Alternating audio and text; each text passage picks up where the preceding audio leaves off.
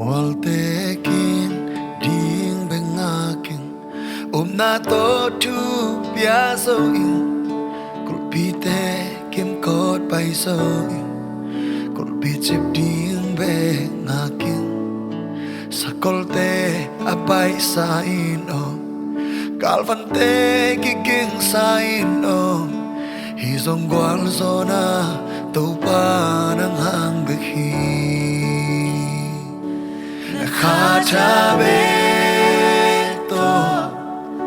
Kamagatong zodi Nakatabeto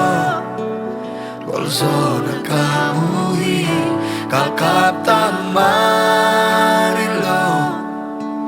Kalvana marilo Nakatabeto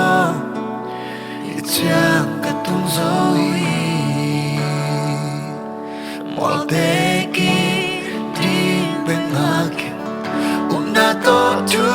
piazoi Kolpite kim kot paizoi Kolpicip di bengakin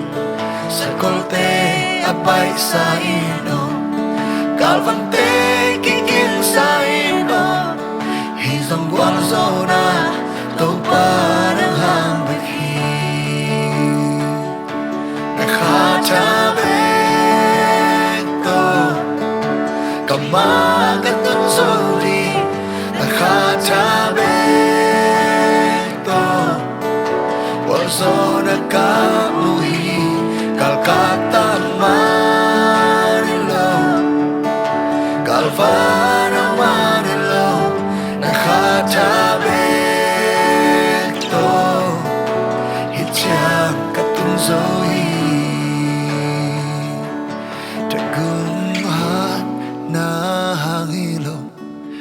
Nasiam na hang song hilo Nilelamte Akitin manilo Hongompi Den tau pahang Tuak sa pente ng moni Kamakak solo Hongkak solo tinghi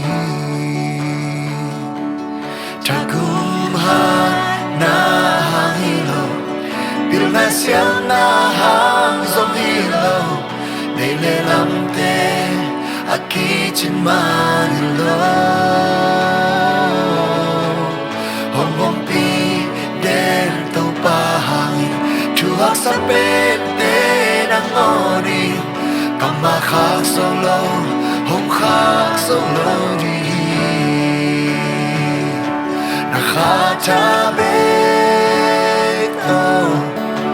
Kamagatong zodi Nakatabeto Walzo nakamuhi Kalkatan marilo Galvana marilo Nakatabeto Hityang katong zodi Nakatabeto Kamagatong zodi Nakatabeto Walzo nakamuhi Kalkatan marilo Galvana marilo Nakatabeto Hityang katong zodi Hityang katuna Nakatabehi